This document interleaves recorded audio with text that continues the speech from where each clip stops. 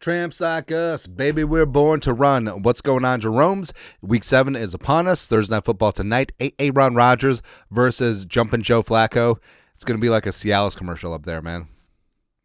Anyways, for entertainment purposes only, here are our Week 7 selections. Again, a couple of jelly beans, you know. And also this season, we have graphics and stuff now. So we're currently 44, 48, and 0.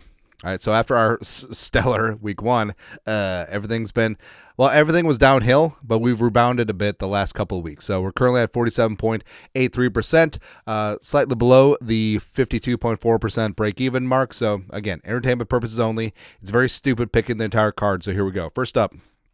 So tonight, you got the Steelers. I feel like the Steelers are kind of fooling themselves right now. And the Bengals, yeah, whether Hendrickson goes or not, whatever. I feel like this is a backdoor coverage situation. So I feel like Pittsburgh will get ahead. But Cincy, especially with those whiteout uniforms, let's go. Let's go, man. I feel like Higgins going to have a big-time game. I feel like that's in the offing. And Chase will try to get his, sure. But I think Flacco does enough where it's a cover with these 4.5 points at home in prime time. Then Sunday over in London. You got the Rams. No Puka. Probably not. Then you got Jacksonville coming off of that loss to Seattle. I feel like Jacksonville bounces back in a big-time way. So give me the home dog plus the 3.5. I think they win outright as well. They got the Saints on the road against Chicago. Speaking of teams that are just fooling themselves, I mean, the Bears are like, oh, who the man? We the band. Even though they needed a Jaden Daniels Bill exchange fumble to win.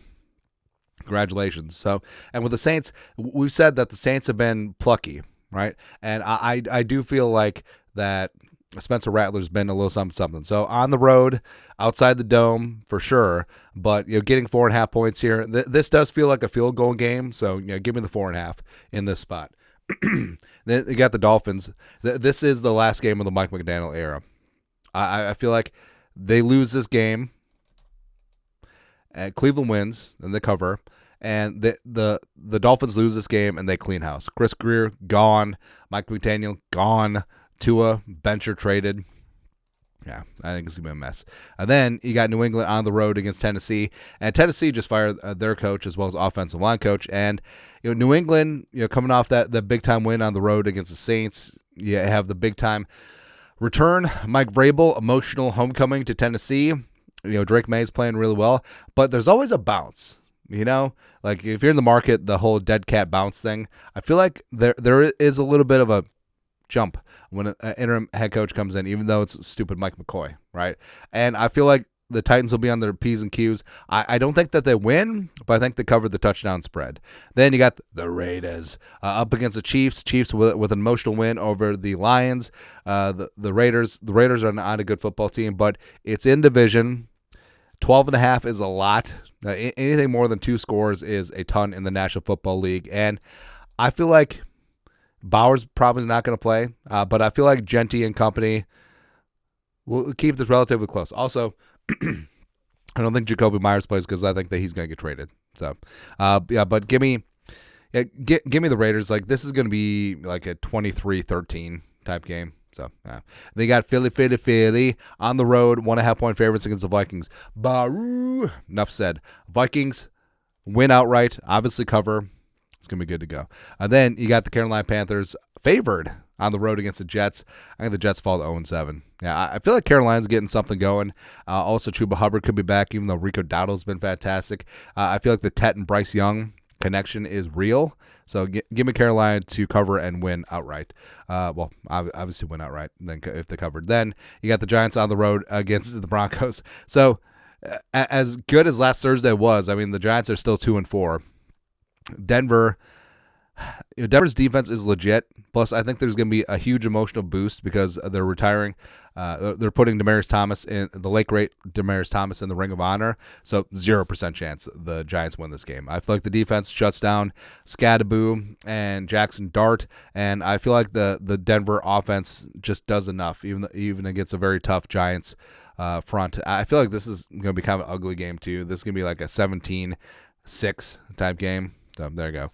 Then you got the Colts against the Chargers. Big time game. Love to see it. So Indy led by Daniel Jones, where their offense is a juggernaut right now. The Chargers' defense is starting to get healthy. They might get Khalil Mack back, as well as they're starting to score touchdowns, which is good. Lad McConkey might actually be a thing again. Maybe Quentin Johnson gets back. And the Chargers, Kamani Vidal stepping in for Hampton. I feel like the Chargers get it done in this spot. Like this is good. This is probably going to be the most exciting game of the week. This is going to be like a 38-35 barn burner. It's going to be great. And then you got the Commies on the road against Dallas. Commies a little bit upset about that loss to Chicago. I feel like they take it out in Dallas, and that's Dallas. I think this one could be a potential shootout as well, but give me Washington covering the 1.5. Then you got Greasy Grimy Green Bay Packers on the road against the Arizona Cardinals, and we'll see if Kyler plays. I would actually prefer if Jabroni Brisket plays because I think the offense was better. TBD what happens with Marvin Harrison Jr., Walter Nolan, his return to play window opened. But the Packers, I'm just not buying the Packers, So give me the Cardinals at home covering the touchdown. I don't know if they win, but give me the points in the spot. Sunday Night Football, waiting all day for Sunday night.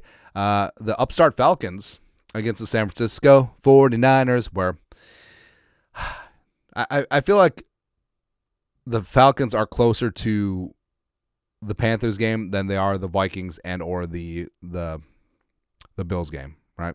So I feel like that's an emotional letdown here. I feel like they go cross country to San Francisco. San Francisco is still tough, even though they have a myriad of injuries. So I think that San Francisco wins and they cover. And then you got 2 Monday night games, which 2 Monday night games is stupid, but beside the point. And I know Tampa Bay has all those injuries. Godwin, Evans, Egbuka, Bucky Irving also do not care. Like Detroit is severely banged up. Brian Branch is suspended for this game as well. 5.5 points is too much for Baker Mayfield. I feel like Baker goes in. The Buccaneers don't have a flag, but if they did, he would plant it at midfield. I just love that attitude for a quarterback, man. And then the Texans off a bye are getting 3 points up at Seattle.